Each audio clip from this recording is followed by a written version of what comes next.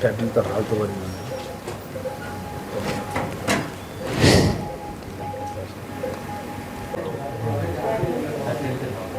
షణ్ముఖ శేఖరు ఎర్రతి కన్నా నువ్వా? దేవుడు ఉన్నాడు, వాల్మీకి దేవుడు మీ వైపు ఉన్నాడు కాబట్టి ఏం కాలే. దేవుడు ఆ సమయము ఆ కోపంలో దయ్యం తలకెక్కింటుంది. అలాంటి పరిస్థితుల్లో ఏం జరిగితే కూడా అది కోపం, అది అంతే, బాధితులు అయిపోతాము. దేవుని రావు టైం కూడా ఉంటారు కాబట్టి నిజంగా. దగ్గర భార్య అమ్మా, ఎంతమంది పిల్లలు ఉన్నారమ్మా? అవునా, చదువుతున్నారమ్మా పిల్లలు?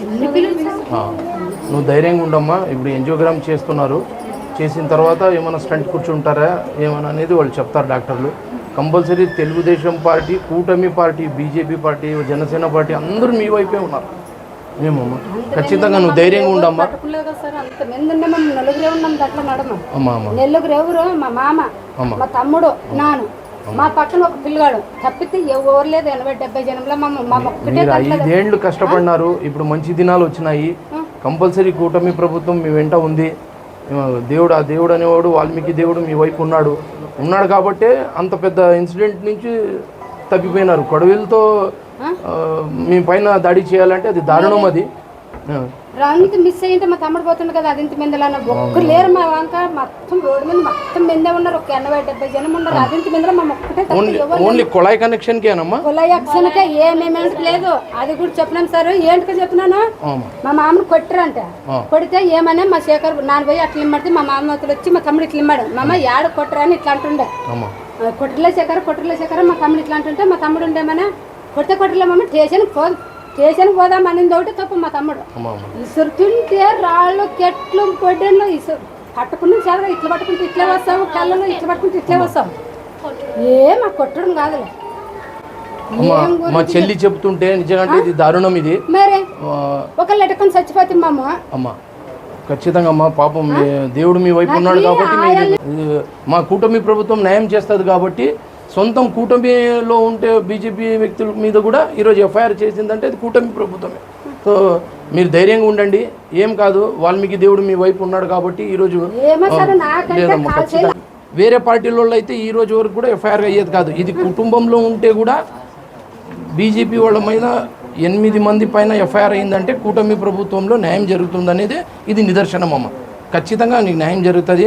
ఏమంటే ఈ ఎలక్షన్లో మన టీడీపీ కార్యకర్తలు, టీడీపీ నాయకులు, అలాగే మన బీజేపీ నాయకులు, కార్యకర్తలు బాగా పనిచేసినారు. డిఫరెన్స్ ఏమంటే మా టీడీపీ కార్యకర్తలు, లీడర్లు కూటమి విజయం కోసం మన అన్న బీజేపీ ఎమ్మెల్యే పార్థసారథి వాల్మీకి ముద్దుబిడ్డ ఆయన గెలుపు కోసం పనిచేసినారు. బీజేపీ వాళ్ళు వాళ్ళకన్నా బాగా పనిచేసినారు, చాలా కష్టపడినారు. వైసీపీ విజయం చేయాలని, సాయిప్రసాద్ రెడ్డి గెలవాలని, అలాగే మన బీజేపీ ఎమ్మెల్యే ఓడిపోవాలని, బీజేపీ ఎమ్మెల్యే పార్థసారథికి కనీసం డిపాజిట్ కూడా రాకూడదని చాలా కష్టపడినారు. మీకు బీజేపీ సభ్యత్వం ఉందా? లేదు. వైసీపీ సభ్యత్వం ఉంది ఎలక్షన్ కన్నా ముందు.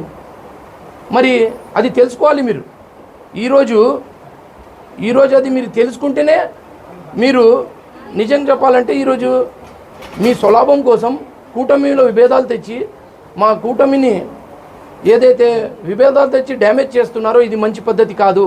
మీ స్వలాభం కోసం డ్యామేజ్ చేయకూడదు. మా రాష్ట్ర ముఖ్యమంత్రి వర్యులు నారా చంద్రబాబు నాయుడు మరియు అలాగే యువ నాయకుడు, మన భవిష్యత్ నాయకుడు నారా లోకేష్ గారు, అలాగే మన ఉప ముఖ్యమంత్రి పవన్ కళ్యాణ్ గారు ఎన్నో త్యాగాల వలన కూటమి ఏర్పడింది. ఈరోజు మీరు కూటమి ప్రభుత్వం చూడండి, ఇది కేవలం రాజకీయ స్వలాభం కానీ లాభం కోసం కాదు, ప్రజల అభివృద్ధి కోసము, రాష్ట్ర భవిష్యత్తు కోసము, మా పిల్లల జీవితాల కోసము కూటమి ప్రభుత్వం ఉంటే మా రాష్ట్రం బాగుంటుంది. అలాగే ఈరోజు మా కుటుంబం బలంగా ఉండాలంటే మనలో ఐక్యత ఉండాలి, మనలో నమ్మకం ఉండాలి, మనలో సహనం ఉండాలి. ఈ మాట ఎందుకు చెప్తున్నానంటే విడిపోవడం సులభం, కలిసి ఉండడం ఒక గొప్ప విషయం, ఒక గొప్ప వరం.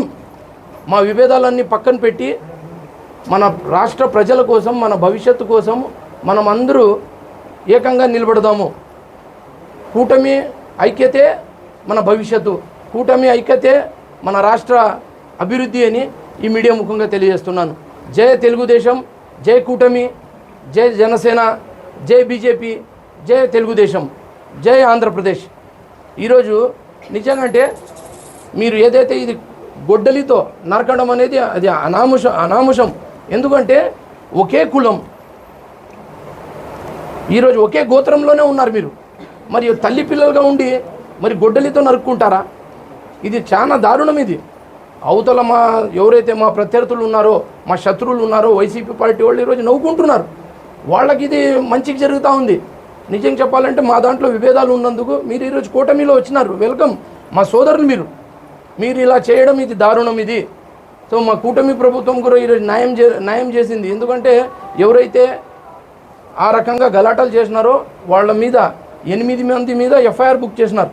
ఇదే వైసీపీ ప్రభుత్వంలో అయితే అవుతుందా? కాదు.